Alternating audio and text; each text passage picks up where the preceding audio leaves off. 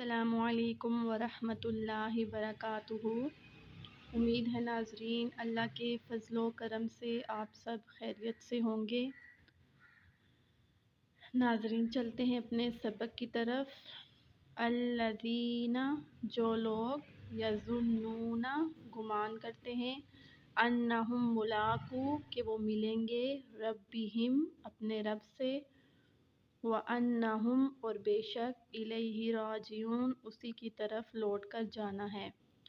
یا بنی اسرائیل اذکروا اے بنی اسرائیل یاد کرو نعمتی میری نعمت کو، یلتی انعمت جو میں نے انعام کی، علیکم تم پر، وانی اور بے شک فضلتکم میں نے تمہیں فضیلت دی، علی العالمین تمام جہان پر۔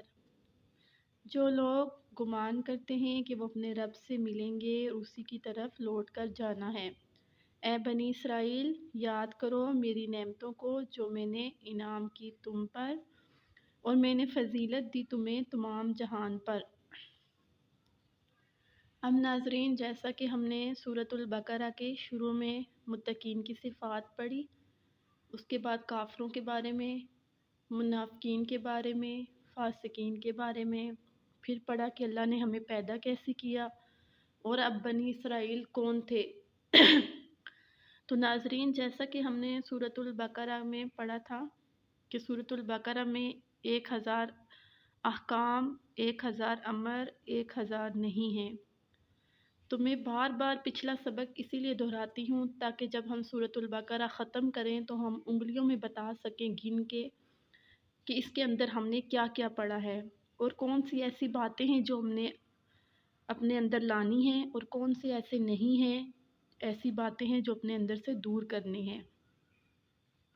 تو اب یہاں اللہ نے بنی اسرائیل کا ذکر کیا۔ آپ کو میں نے حضرت ابراہیم کا قصہ سنایا تھا کہ ان کے 2 بیٹے تھے، اسحاق علیہ السلام اور اسماعیل علیہ السلام۔ تو اب اسحاق علیہ السلام کے آگے سے بیٹے تھے یعقوب علیہ السلام اور ان کے 12 بیٹے تھے۔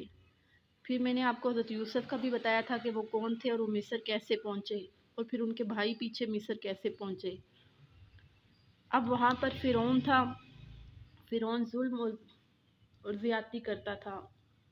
اب فرعون کو کسی نجومی نے بتایا کہ تمہارے ہاں ایک لڑکا پیدا ہوگا جو تمہاری تمام سلطنت لے لے گا۔ اب فرعون کو ڈر ہوا۔ اب وہ سارے بنی اسرائیل کو مار تو نہیں سکتا تھا، اور بنی اسرائیل جو تھے وہ اس وقت کے مسلمان تھے۔ تو اس نے کہا کہ جو لڑکا بنی اسرائیل میں پیدا ہوگا اس کو قتل کر دیا جائے، کیونکہ بنی اسرائیل عمارتیں بنانے میں ماہر تھے۔ فرعون ان سے بہت سے کام لیتا تھا، اگر وہ سب کو مار دیتا تو اس کو فائدہ نہ ہوتا۔ تو اس نے سوچا کیوں نہ جو لڑکا پیدا ہو اس کو مار دیا جائے۔ اب 1 سال اس نے حکم دیا کہ مارا جائے اور 1 سال چھوڑا جائے۔ تو جس سال چھوڑا جائے اس سال ہارون علیہ السلام پیدا ہوئے، اور جس سال مارنے کا حکم تھا اس سال موسیٰ علیہ السلام پیدا ہوئے۔ اب اس نے عورتوں کو حکم دیا کہ وہ گلیوں میں گھومیں اور جہاں کوئی بچہ پیدا ہو اس کو مار دیں، اطلاع کریں فوراً۔ اب جب موسیٰ علیہ السلام پیدا ہوئے تو ان کی ماں کو ڈر ہوا کہ کہیں فرعون ان کو مار نہ دے، تو انہوں نے ان کو صندوق میں ڈالا اور دریا میں ڈال دیا، اور ان کی بہن کو ساتھ بھیجا کہ دیکھنا یہ صندوق کہاں رکتا ہے۔ اب جب فرعون کی وہ عورتیں آئی اور واپس چلی گئی تو صندوق بہتا بہتا فرعون کے محل کے پاس پہنچا۔ جب فرعون کی بیوی نے دیکھا تو اس کو وہ بچہ اچھا لگا۔ اس نے فرعون سے کہا کہ یہ بچہ ہم رکھ لیتے ہیں، ہماری اولاد بھی نہیں۔ فرعون نے بھی اس کو رکھ لیا۔ اب وہ یہ بات بھول گیا کہ کیا پتہ یہی بچہ وہ نہ ہو جس کے ہاتھ سے میری سلطنت اس کے ہاتھ میں چلی جائے۔ چنانچہ موسیٰ علیہ السلام بڑی عزت اور احترام اور پیار سے پالے گئے۔ موسیٰ علیہ السلام تھوڑے ہی بڑے ہوئے تو دیکھا کہ ایک جگہ لڑائی ہوئی اور وہاں ایک بندہ دوسرے پہ بہت زیادتی کر رہا ہے۔ موسیٰ علیہ السلام نے اس کو ہٹانے کے لیے مکہ مارا اور وہ بندہ وہیں مر گیا۔ اب ہر طرف شور برپا ہو گیا کہ جو قتل کرتا تھا اس کو اس کے بدلے میں مار دیا جاتا تھا۔ موسیٰ علیہ السلام وہاں سے مدین آ گئے۔ جب مدین آ گئے تو یہاں کچھ عرصہ ٹھہرنا شروع ہو گئے۔ یہاں ایک جگہ گئے تو بہت سے لوگ مویشی کو پانی پلا رہے تھے۔ وہاں دو لڑکیاں بھی تھیں جو اپنے مویشی لے کے آئی ہوئی تھی اور ایک کنارے پہ کھڑی تھی۔ موسیٰ علیہ السلام نے جب ان سے وجہ پوچھی تو انہوں نے کہا کہ ہمارا کوئی بھائی نہیں ہے، تو اس لیے ہم کھڑے ہیں۔ جب یہ سارے لوگ مویشی کو پانی پلا کر واپس چلے جاتے ہیں تو پھر ہم مویشیوں کو پانی پلاتے ہیں۔ موسیٰ علیہ السلام نے ان کی مدد کی۔ ان بچیوں نے گھر جا کے ان کے والد کا نام شعیب تھا، حضرت شعیب علیہ السلام کو بتایا۔ حضرت شعیب علیہ السلام نے ان کو بھیجا کہ اس کو بلا کے لاؤ۔ جب موسیٰ علیہ السلام کو بلانے آئی، موسیٰ علیہ السلام ساتھ گئے، ان کے والد سے ملے تو انہوں نے کہا کہ آپ کچھ عرصہ ہمارے ہاں ٹھہریں، پھر میں آپ کی شادی اپنی ایک بچی سے کر دوں گا۔ اب موسیٰ علیہ السلام ان کے پاس ٹھہر گئے۔ اس طرح پھر کچھ عرصے کے بعد شادی ہو گئی۔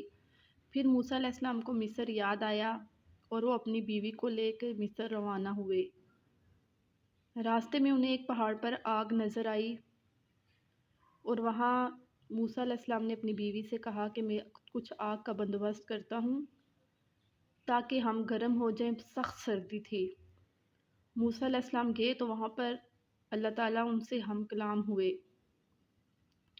اور پھر اللہ تعالیٰ نے وہاں ان کو بتایا کہ آپ جائیں فرعون کی طرف، بے شک وہ سرکش ہے، اور اس کو دعوت دیں۔